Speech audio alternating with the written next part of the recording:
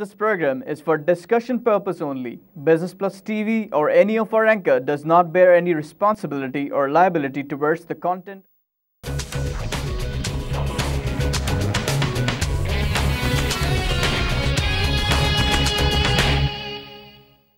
अस्सलाम वालेकुम। Business lunch के साथ मैं हूं आपकी मेज़बान महानूर अली।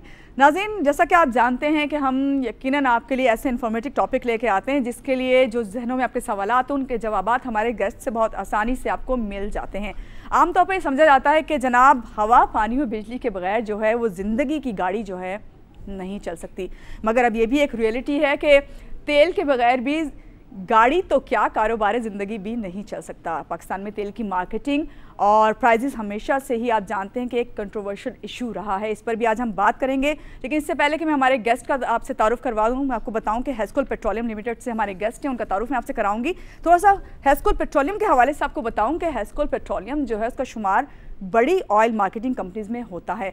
हालिया ही दिनों में हेस्कोल पेट्रोलियम और ख़ाम तेल की तिजारत करने वाली दुनिया की सबसे बड़ी जो कंपनी है विटोल दुबई, उनके दरमियान मुआहदा तय पाया है इन दोनों के दरमियान में, तो जिसके तहत हेस्कोल अपना 15% शेयर विटोल दुबई को फ़रोख्त करेगी। इसके बारे में भी जानेंगे हमारे गेस्ट से, और जबकि 1 साल के बाद ये मज़ीद जब हेस्कोल आगे बढ़ेंगे तो इनके 10% जो शेयर्स हैं विटोल दुबई को फ़रोख्त करेगी, और इससे कंपनी और ऑयल की जो मार्केटिंग सेक्टर है इसको कितना फ़ायदा होगा आने वाले दिनों में और क्या इसके असरात होंगे ये ज़रूर जानेंगे। लेकिन इससे पहले मैं चाहूँगी आप ये रिपोर्ट देख लीजिए ताकि आपको भी अंदाज़ा हो सके कि जो इस वक्त मुआहदा हुआ है वो किस किस्म का हुआ है और कौन कौन लोग इसमें शामिल थे। आइए रिपोर्ट मुलाहिज़ा कीजिए। हेस्कोल पेट्रोलियम ग्रुप की जानिब से पोर्ट कासिम पर इब्तदाई तकरीब का इनेकाद किया गया। इसमें chairman Vitol group Ian Taylor ने खुसूसी तौर पर शिरकत की। इस मौके पर उन्होंने हेस्कोल और विटोल ग्रुप के कारोबारी मंसूबे के संगे बुनियाद भी रखा। इस दौरान एन टेलर ने पाकिस्तान की पेट्रोलियम इंडस्ट्री से वाबस्ता कारोबारी शख्सियात से मुलाकात भी की। उन्होंने कहा कि पाकिस्तान बैरूनी सरमायाकारों के लिए मुनाफा बख्श मुल्क बनता जा रहा है। Ladies and gentlemen, again, I'm happy to answer any questions, but it's a really great pleasure and privilege for me, Paul and Aziz, to be here today with you, and I want to congratulate you on what you've done, and I look forward very much to coming back when it's all finished and done, and we'll have a great terminal which means we can give you product quicker and cheaper. इस तकरीब में chairman Hascol Mumtaz Hussain Khan और executive director Salim Bhatt भी मौजूद थे। उनका कहना था कि हेस्कोल और विटोल ग्रुप समझौते के तहत इस मंसूबे में काम कर रहे हैं। We are encouraged, we are energized, and we are looking forward. The sort of a first step which we took, when you joined us in Heskoll was quite encouraging, because we are a professional company and we got a brand from Vitol which Pakistan really need very badly, because it provides us a very good opportunity to have a best supply chain in the country, where we can procure the product at a cheaper rate and there is the continuity of supply. Pakistan have been many times victim to not being supplied by their partners. I think Vitol has further strengthened it even from the defense point of view, that we have got a partner which is just couple of 100 miles away from us, with the huge storage capacities available in Dubai, from where we can get the product. जिसमें port Qasim पर oil terminal का क़याम किया जाएगा, जिसकी गुंजाइश 2 lakh metric ton होगी, और इस प्रोजेक्ट की लागत $30 मिलियन होगी, जो पाकिस्तान की पेट्रोलियम इंडस्ट्री में एक संगे मील साबित होगा। कैमरामैन अकबर अली के साथ Ayaz Rana, business plus news, Karachi.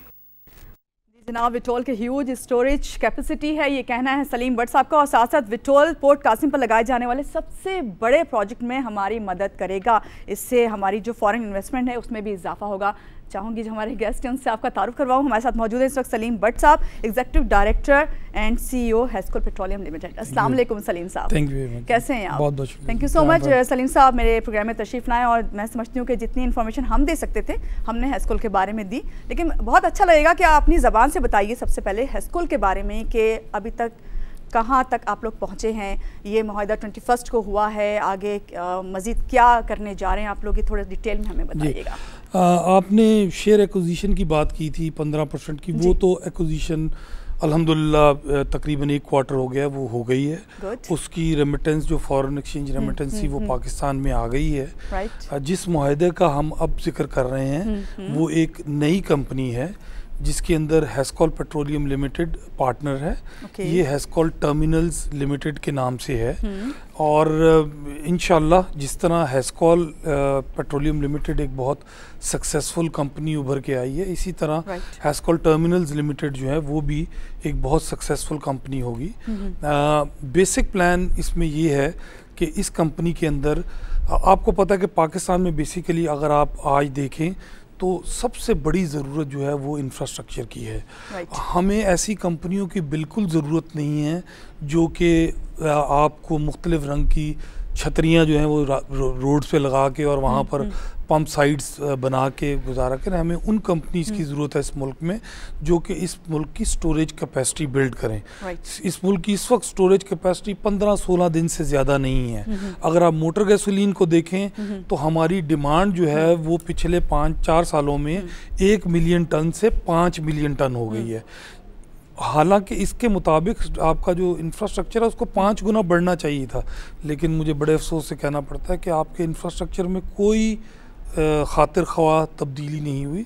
तो ये बहुत अहम है कि हम इस वक्त अपने मुल्क के लिए from the government point of view हम इंफ्रास्ट्रक्चर डेवलप करें। और मुझे बहुत खुशी है कि वीटॉल जो है जब मैं पिछले हफ्ते उनके पास लंदन में मेरी मुलाकात हुई उनके चेयरमैन के साथ, तो मैंने उनको कन्विंस किया कि वो पाकिस्तान में इन्वेस्टमेंट करें। देखें, मैं ज़िंदगी के या करियर के उस दौर में कि मुझे अपने लिए कुछ नहीं चाहिए। Right. ठीक है, हम जो कुछ कर सकते हैं अपने मुल्क के लिए वो हमें करना चाहिए। लोग कहते हैं कि पाकिस्तान को आप सेल नहीं कर सकते वर्ल्ड वाइड कि जी यहाँ पर टेररिज्म है, यहाँ पर ये है। आप यकीन करें कि जो इंथुजियास्टिकज़म उन्होंने मुझे वहाँ पर दिखाया अपना, वो अनबिलीवेबल है। 1 हफ्ते पहले आपकी मुलाकात है, जी, उस मीटिंग में आपने बात की कि हमें इस जी, तरह काम हमें आप करें हमारे साथ। और अल्हम्दुलिल्लाह हम जो जिस स्पीड से काम करते हैं वो हमारी स्पीड बहुत तेज़ है।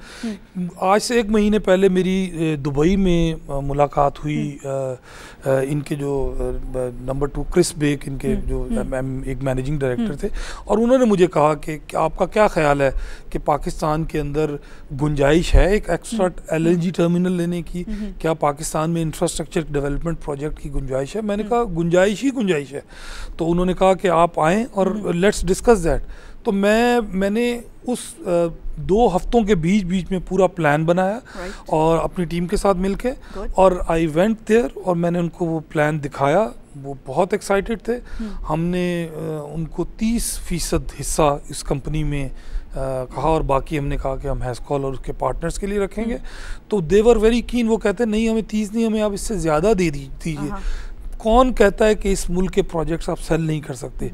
प्रॉब्लम वहाँ पर आती है जहाँ पर हमारे अपने ज़ाती मफादात, अपनी ज़ाती चीज़ें आ जाती हैं। सलीम साहब, जब आपसे ये डिमांड की गई कि इस परसेंटेज की बढ़ा दी जाए, तो क्या रीज़न थी? क्या कोई है कोई? देखें ना जी, मैं आपको नहीं देखें जी, पाकिस्तान एक वाहिद ऐसा मुल्क है जहाँ पर प्रोजेक्ट पे बैक्स जो हैं वो 2 साल, 3 साल, 4 साल से ऊपर नहीं है। आप जितने भी अपने इंफ्रास्ट्रक्चर के प्रोजेक्ट्स देख लीजिए, ये 2, 2.5, 3 साल से ऊपर के नहीं है। ठीक है, मैं ये समझता हूँ कि वो ऑयल मार्केटिंग कंपनीज जो इंफ्रास्ट्रक्चर डेवलप नहीं करती और जो नहीं है हमारी तरह की, वो बहुत बड़ी बेवकूफ़ी कर रही हैं।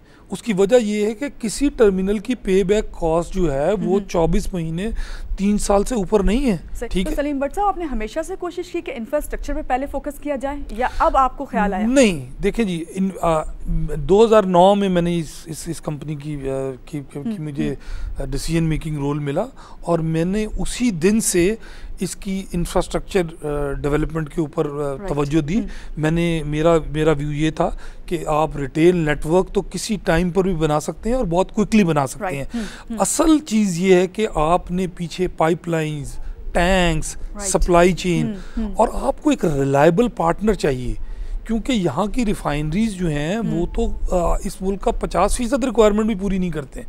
बाकी तो सब इंपोर्ट होता है, और इंपोर्ट उस प्राइस पे करना जो कि इस मार्केट में compete कर सके। बिल्कुल, आपकी इसी बात को मैं आगे बढ़ाऊंगी। जहाँ तक मैं समझती हूँ या मुझे समझ है, जितनी मैंने इसके बारे में जानने की कोशिश की, कि इसमें 3 या 4 स्टेक होल्डर होते हैं। मसलन इसमें एक तो हम यह होता है कि भाई ऑयल जो है ख़ुद प्रोड्यूस करें, उसके बाद ये होता है कि मंगवाना पड़ता है, जिस तरह आपने अभी बात की। फिर ऑयल कंपनीज हैं, जैसे PSO हो गया, शेल हो गया, कैल्टेक्स हो गया।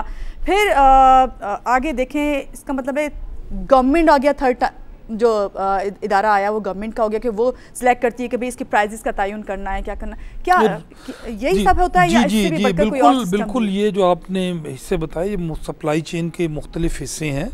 और जहाँ तक आपने रिफाइनिंग सेक्टर की बात की, तो with due respect to the refineries, देखिए अगर आज आप रिफाइनरी एक एंड टू एंड रिलायंस के जो इंडिया के पास रिफाइनरी है उसके लेवल की लगाने जाते हैं, तो आपको 22 अरब डॉलर उसके लिए दरकार है, ठीक है जी, जो कि हमारे जैसे गरीब मुल्क के लिए ऑलमोस्ट इम्पॉसिबल है। और मिडल ईस्ट रीजन एक ऐसा रीजन है कि जो कि ओवर सप्लाइड है रिफाइनिंग कैपेसिटी में, ठीक है।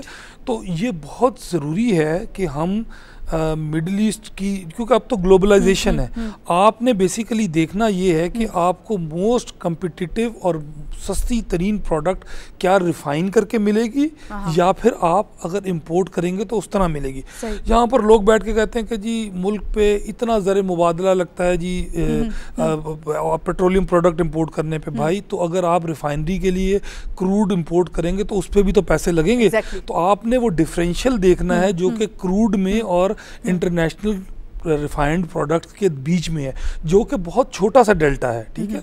तो मेरा ज़ाती ख्याल ये है कि हमें अपने मुल्क में पोर्ट्स के ऊपर स्ट्रॉन्ग इंफ्रास्ट्रक्चर और हाई टर्नओवर शिपिंग शेड्यूल्स बनाने चाहिए, ठीक है।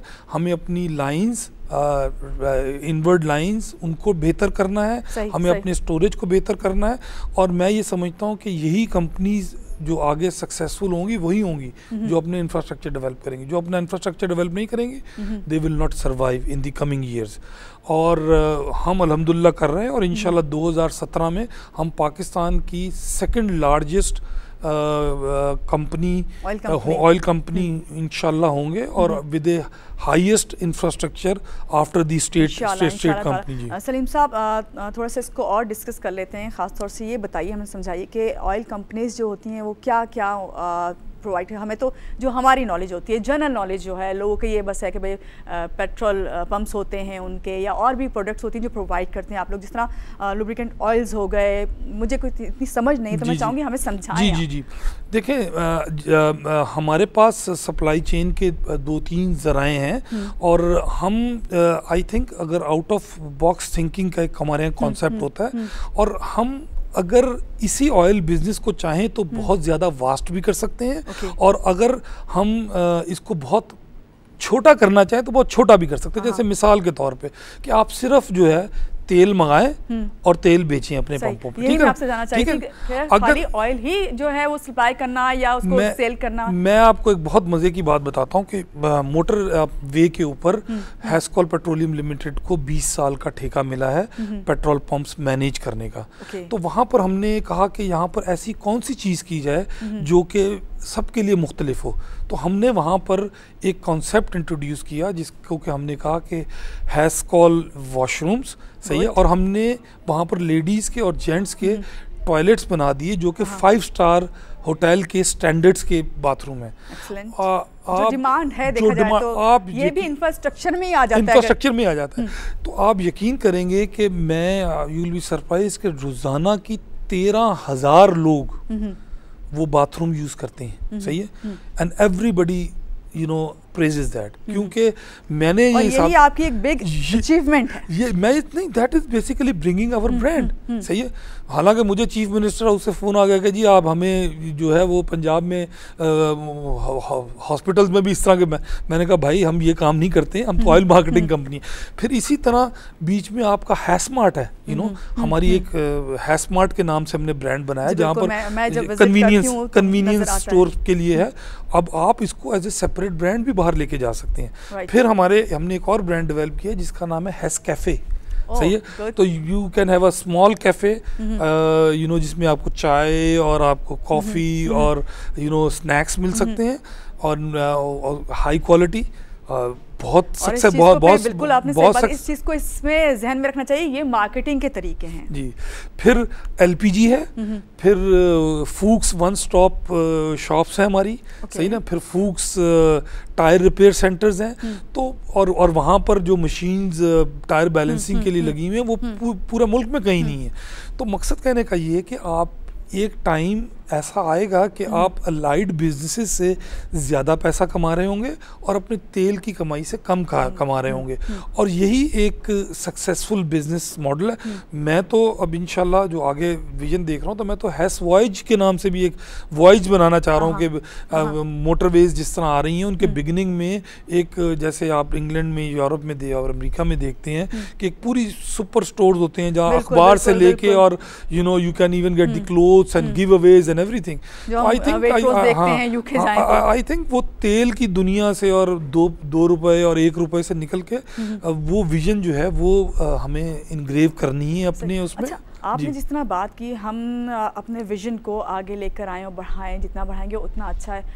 जब हम इस तरह की बातों का ख्याल लाते हैं जहन में, तो एक आम आदमी, जिस तरह आपने उसे समझाने की हमें कोशिश की कि खाली एक ऑयल कंपनी का ताल्लुक ऑयल से नहीं होता, ये इस तरह भी अपने आप को प्रमोट किया जा सकता है, और बहुत अच्छे ही तरीके हैं, और यकीनन ये हर एक के लिए जो है सहूलतें ही फराम कर रहे हैं। आप इसमें सबको एक जगह पे, एक स्टेशन पे आपको ये तमाम सहूलतें मिलती हैं, और इसे अप्रिशिएट करना चाहिए, कोई शक नहीं। एक आम आदमी, जैसे मेरी मिसाल ले लें, या हमारे जो नाज़रीन इस वक्त देख रहे हैं, हम लोग तो ये जानते हैं अगर आलमी मंडी जो है उसमें तेल की जो प्राइजेज़ हैं वो लो होती हैं, तो हमारे यहाँ इस एतबार से कभी हमने इतनी सस्ती होती नहीं देखी। इसकी भी थोड़ी रीजंस हमें बता के जाएं, क्या इसके पीछे लॉजिक है? जी, मैं आपसे अर्ज करूँगा कि आलमी मंडी के कीमत में और हमारी मुल्क की कीमत में 1 महीने का लैग होता है, सही ना, 1 महीने देर से चीज़ें तब्दील होती हैं, उसकी खबर वो हमारे पास पहले आ जाती है। हाँ, इसकी रीज़न ये है कि हमारी प्राइसिंग जो है वो पिछले महीने की प्राइसिंग जो है वो अगले महीने में एप्लीकेबल होती है। इसी तरह जब आलमी मंडी में कीमत बढ़ती है तो वो भी 1 महीने का लैग होता है, और उसके दौरान भी सफ़र कर रही होती हैं, कंपनीज भी कर रही होती हैं, गवर्नमेंट भी कर रही होती है। अगर आप रीजन में इस वक्त पेट्रोल की कीमत कंपेयर करें बांग्लादेश से, इंडिया से, श्रीलंका से, तो हमारे मुल्क में इस वक्त भी जो है ना वो कीमत तेल की कम है। देखिए, मैं यहाँ पर गवर्नमेंट को सपोर्ट नहीं कर रहा हूँ, ठीक है, क्योंकि मैं तो वही 2 रुपये 35 पैसे चार्ज करता हूँ, बाकी जो है वो तो गवर्नमेंट के एक्सेलसियर में जाता है।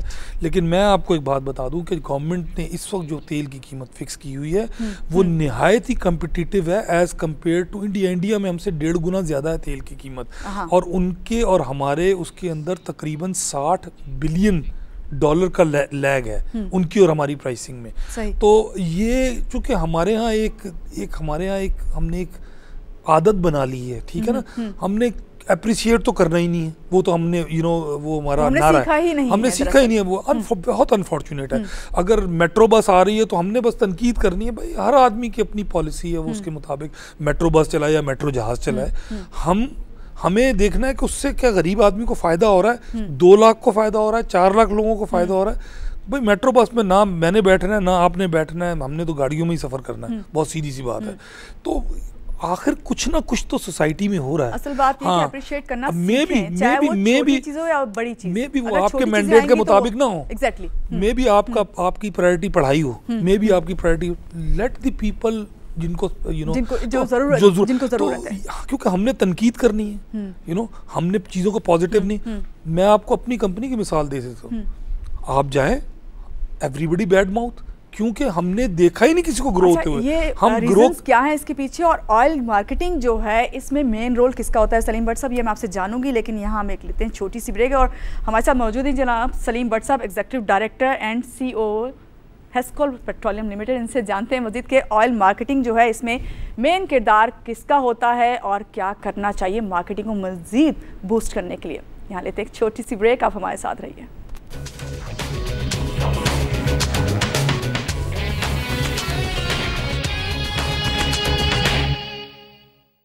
जनाब ब्रेक से आ गए वापस। बात हो रही है पेट्रोलियम पे, हेस्कोल पेट्रोलियम के हवाले से खास तौर से हम बात करें। हमारे साथ हैं सलीम भट्ट साहब। हेस्कोल पेट्रोलियम का मैंने जिस तरह के आपको बताया कि शुमार बड़ी ऑयल जो मार्केटिंग कंपनीज है उसमें होता है। इन्होंने हालिया दिनों में एक मुआहिदा किया है जिसमें विटोल यूएई के साथ इन्होंने 15% जो है शेयर्स इन्हें फ़रोख्त करेगी। और जनाब इसके बाद मैं एक बार फिर आपके तब तो चले कर दिए हैं, अब तो चले गए कर दिए हैं। एक सवाल जो मैंने आपसे शुरू में भी किया था और मैंने बताया अभी, आपने जो जब उनसे मुआहिदा हुआ तो बात की, उसमें काफ़ी कहा गया कि खासतौर जो फॉरेन इन्वेस्टमेंट है वो बहुत आएगी।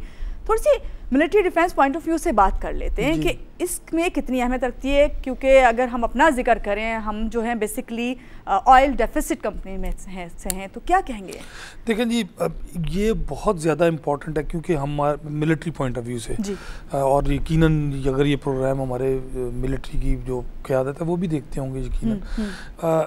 देखें हमारे पास इस वक्त जो कैपेसिटी है वो 20 दिन से ज्यादा की नहीं है। ठीक है, आपसे पूछने वाली थी बीच में, मैं फिर अगर आज अगर कोई जंग होती है तो इसका मतलब ये है कि आपके पास पोर्ट आपके बंद हो जाएंगे। ठीक है, तो आप क्या सिर्फ 20 दिन ही लड़ेंगे? सही ना। तो स्ट्रैटेजिकली ये बहुत इंपॉर्टेंट है कि आपकी सप्लाई चेन बहुत रोबस्ट होनी चाहिए।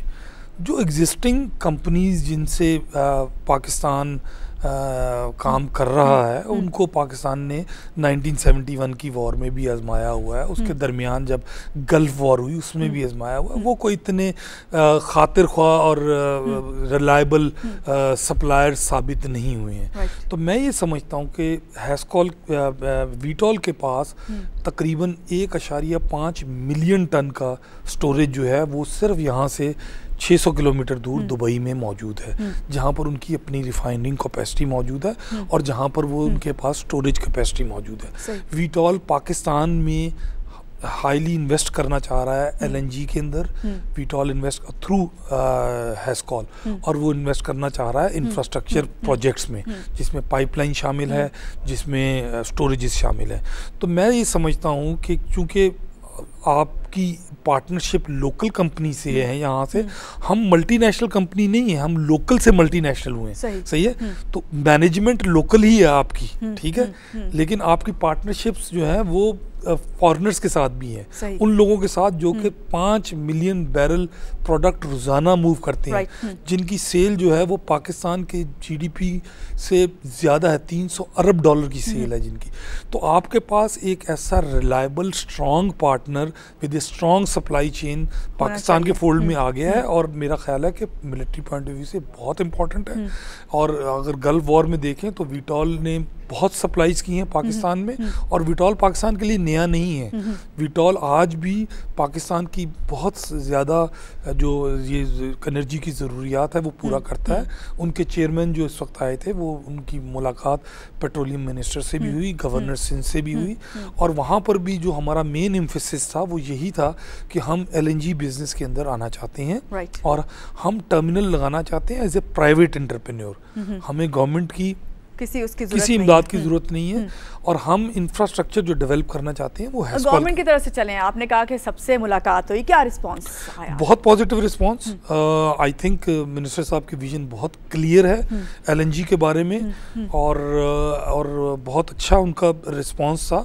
और हम अभी हालिया उनकी एलएनजी टीम अगले रमज़ान के बाद मुल्क का दौरा करेगी, और वो उस पर काम कर रहे हैं। टर्मिनल का काम अगले 10 से 15 दिन के अंदर शुरू होने वाला है। नई कंपनी फॉर्मेशन के प्रोसेस से हम लोग गुजर रहे हैं, और हमारे बोर्ड का मीटिंग है, उसमें अप्रूवल वगैरह हैं सारे।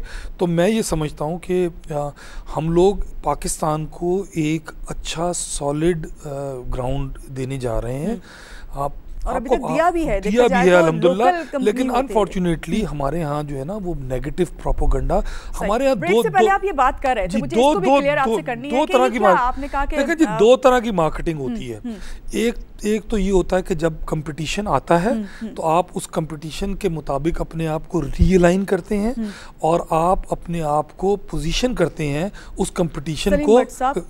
सॉरी आपकी बात काटनी पड़ गई। कितना स्ट्रगल करना पड़ा इस कंपटीशन जिसको आप लेके चल रहे हैं, जो मार्केट में हमने देखा है 2-3 नाम ही हैं उनके साथ? बहुत मुश्किल है, बहुत मुश्किल है, क्योंकि उनकी एक्सेस गवर्नमेंट कॉरिडोर्स में है।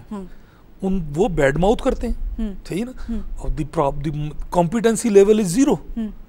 मसला तो यहाँ पर कॉम्पिटेंसी लेवल का है, ठीक है। अगर आप 500 पेजेस का पेपरा के रूल के तहत एक टेंडर बना के भेजते हैं तो उनको अक्लमंद लोगों को ये अंदाज़ा होना चाहिए कि हर जो आप सेंटेंस लिखते हैं ना उसकी सेंट वैल्यू होती है, there is a value assigned to that particular condition. वो 500 कंडीशंस के साथ अपने टेंडर, वो they are expensive than us, सही है। तो जब वो अपनी मार्केट लूज होते हुए देखते हैं तो उनको कुछ नज़र नहीं आता और वो उनका तरीक़ाकार ये होता है कि लेट देम पुल डाउन, बगैर रियलाइज़ करने की कि इस मुल्क को इस वक्त इन चीज़ों की अशद ज़रूरत है। तो फिर ऐसे स्टेप जब आपको लेते हुए, जब आपने कहा इंफ्रास्ट्रक्चर की बात की, आपने नई चीज़ें लेके आने की बात की, तो फिर आपको अपनी क्वालिटी कितनी मेंटेन रखनी पड़ती है, ये भी आप बताइए। जी, क्वालिटी बिल्कुल क्वालिटी मेंटेन करनी पड़ती है और करते हैं। आप हमारी साइट्स के ऊपर जाइए, क्योंकि अगर बैकग्राउंड वहाँ से है तो यहाँ से आप लोग इसको क्लियर कर सकते हैं। बिल्कुल, उसको वो हमारी मार्केटिंग स्ट्रेटजी है। हम क्वालिटी वैन्स और हमारी जो सर्विसेज हैं उसको हम इम्प्रूव कर रहे हैं। आप इस चीज़ से अंदाज़ा लगाइए कि आज से 1 साल पहले मोटरवे के ऊपर पेट्रोल की कीमत जो है वो ₹1.5 ज़्यादा होती थी। आज पेट्रोल की कीमत वहाँ पर ₹1 सस्ता है, उससे पहले ₹2 सस्ती थी। अब वो ₹1 जो है वो हम जो उसके ऑपरेटर्स हैं उनको देते हैं।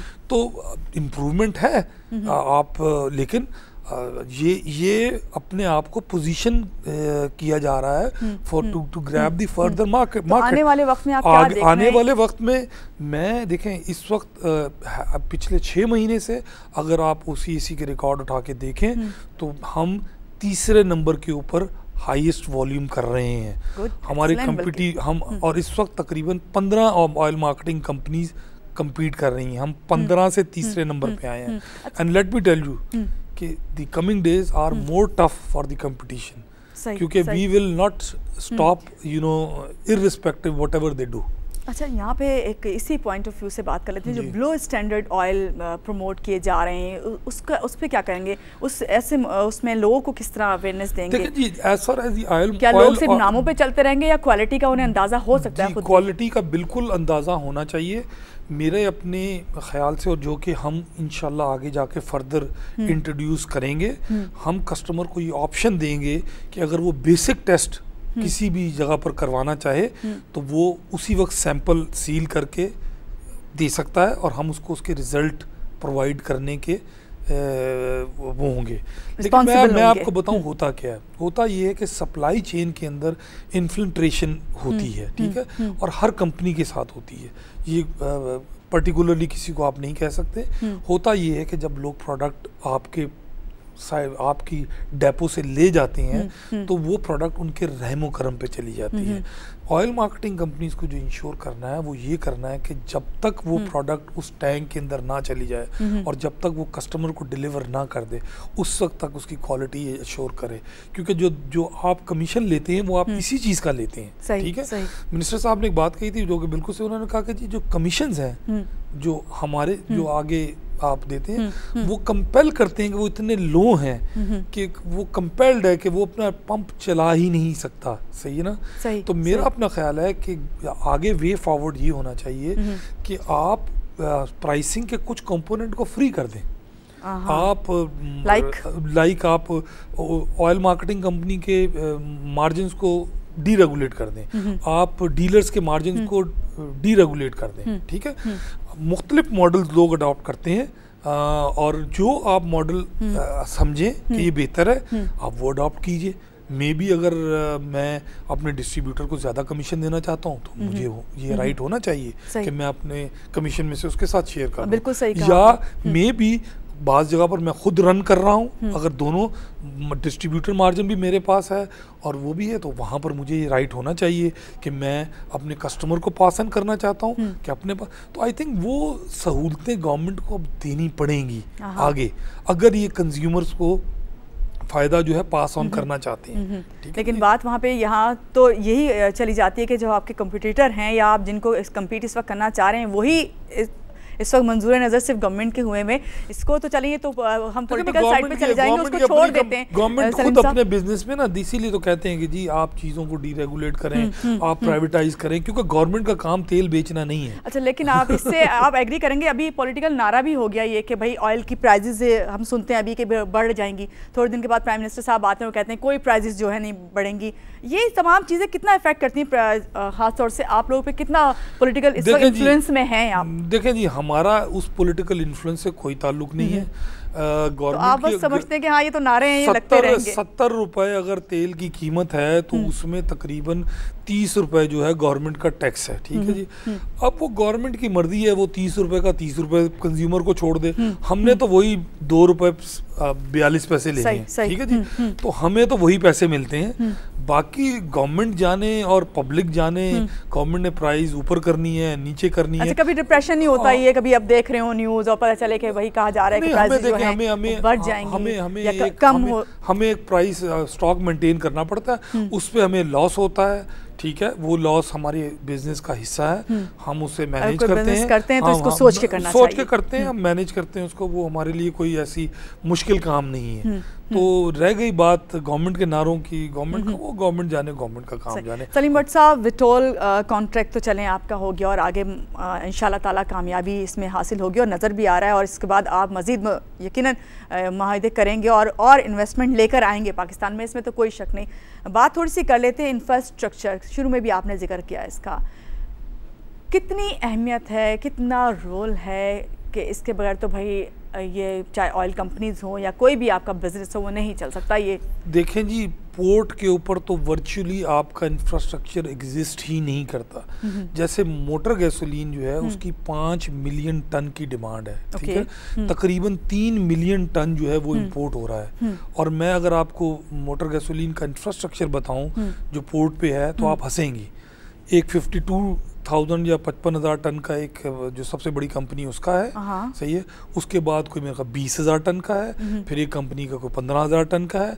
हमारा 49,000 टन इस वक्त इंफ्रास्ट्रक्चर है वहाँ पर मोटर गैसोलीन के लिए। तो आप मुझे एक बात बताइए कि ये हम किस तरह मैनेज करेंगे उन इम्पोर्ट्स को जो आ रही हैं। बिल्कुल KPT के ऊपर इजाज़त नहीं है और इंफ्रास्ट्रक्चर डेवलप करने की, पाइपलाइंस वहाँ पर पुरानी हैं, छोटे साइज की हैं, जिसकी वजह से ये जो जब ऑफलोड होती हैं प्रोडक्ट्स तो ये दिनों दिन लगा देती हैं, जबकि ये घंटों में। फौरी स्टेप लेने चाहिए गवर्नमेंट को मिलकर। जी बिल्कुल, इसीलिए मैंने कहा कि वीटॉल जो टर्मिनल पोर्ट कासिम पे लेके आ रहा है उसमें मोटर गैसोलीन भी है, उसमें डीजल भी है और उसमें फर्नेस ऑयल का भी है। तो ये 2 लाख टन जो बनते हैं इसमें 60,000 टन जो है वो फर्नेस का है, और इसमें कोई 40 से 45,000 टन जो है वो डीजल का है, और 40 से तकरीबन 1 लाख टन के करीब मोटर गैसोलीन का है। तो ये हम अपने आप को हम फ्यूचर में रह के सोच रहे हैं, ठीक है।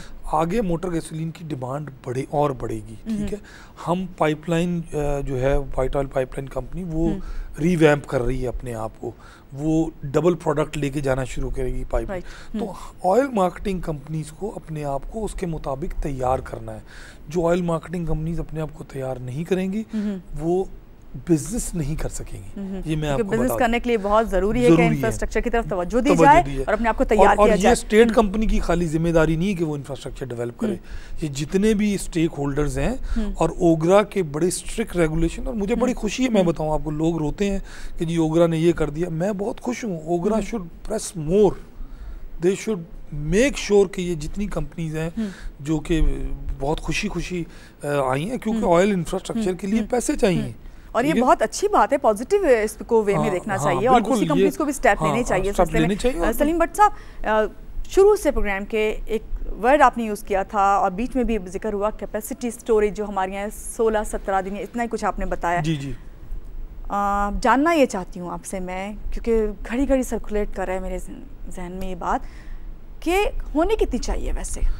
देखिए जी, डिपेंड करता है, ये तो हमारे जैसे मुल्क के लिए हमारे जैसे मुल्क के लिए देखें, हमारे जैसे मुल्क के लिए 17 दिन की कोई रूल्स एंड लॉज रेगुलेशन तो होगा ना कि इतने दिन का हर एक के पास होना चाहिए? ये वनरेबिलिटी पे डिपेंड करता है। नंबर 1 मैं इसको पहले जो है मोर मिलिट्री साइड पे लूंगा कि मिलिट्री वाइज आप कितने वनरेबल हैं, सही है।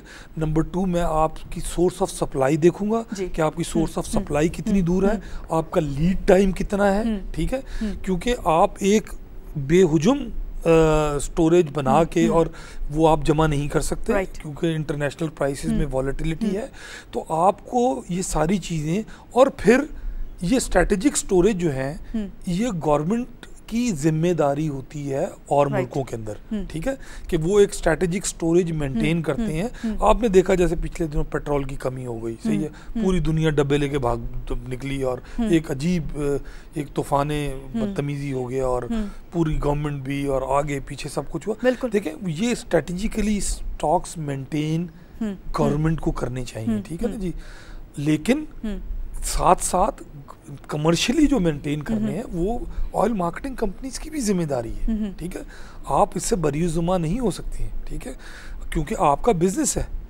आप अगर ये आपकी जिम्मेदारी, अगर आपने एक पंप खोल दिया है तो उसको सप्लाई करना आपकी जिम्मेदारी है। सलीम साहब, जानना ही चाहूँगी कि इस वक्त ओवरऑल अगर हम बात करें ऑयल मार्केटिंग की या ऑयल मार्केट की इन पाकिस्तान, तो क्या आप समझते हैं कौन से बड़े 1, 2, 3 चैलेंजेस हैं जिनको आप लोग फेस कर रहे हैं, जिन्हें फौरी तौर पे उसके लिए स्टेप लेना बहुत ज़रूरी, जिस तरह आप लोग देखें जी, एक तो ये है कि हमें better quality of fuel introduce करना है। सही।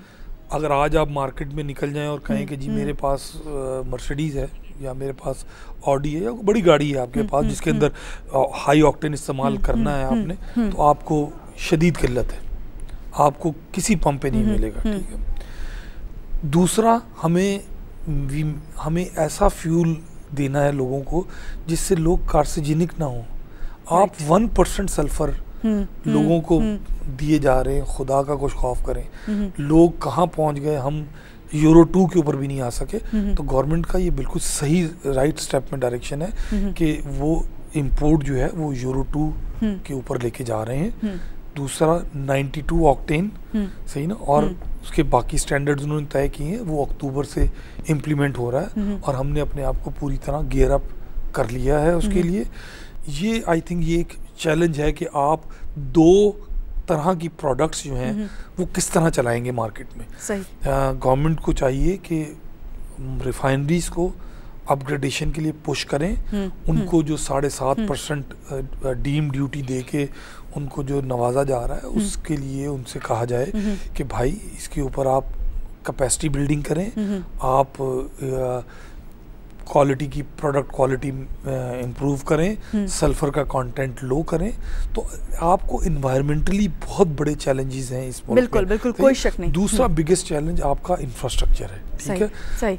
उस पे जो है आपने रिफाइनरीज लगानी है कि नहीं लगानी, ये आपको एक स्ट्रेटेजिक डिसीजन लेना पड़ेगा, सही है, और उसके लिए आपको उसके प्रॉज एंड कॉन्स देखने पड़ेंगे कि जी आपको काम करना, वो उसके मुताबिक काम करना पड़ेगा। Thank you so much Salim Bhatt साहब, मेरे प्रोग्राम में तशरीफ लाए और काफ़ी आपने इन्फॉर्मेटिव बातें की, और वो छोटी छोटी बातें जिन्हें हम नहीं जानते थे आपने कोशिश की कि हमें ज़रूर उसके बारे में बताएं। और मैं समझती हूँ नाज़रीन आप भी काफ़ी अवेयर हो गए होंगे इस हवाले से कि जो हमारी ऑयल मार्केटिंग कंपनीज़ हैं वो कौन कौन से स्टेप ना सिर्फ उन्हें लेने चाहिए बल्कि वो ले सकती हैं। ये बताया हमें सलीम भट्ट साहब ने। जिस तरह हेस्कोल जो है बाहर से इन्वेस्टर लेके आया है, विटोल दुबई के साथ इनका कॉन्ट्रैक्ट हुआ है, और मैं समझती हूँ कि आगे आने वाले जो दिन है उसमें मज़ीद जो है ना सिर्फ हेस्कोल का नाम आगे आएगा बल्कि जिस तरह के स्टेप इन्होंने लिए हैं बाकी भी ऑयल मार्केटिंग जो कंपनीज़ हैं इनको देखते हुए ज़रूर वो स्टेप उठाएंगी। इसी बात के साथ महानूर अली को दीजिए इजाज़त। अल्लाह हाफ़िज़।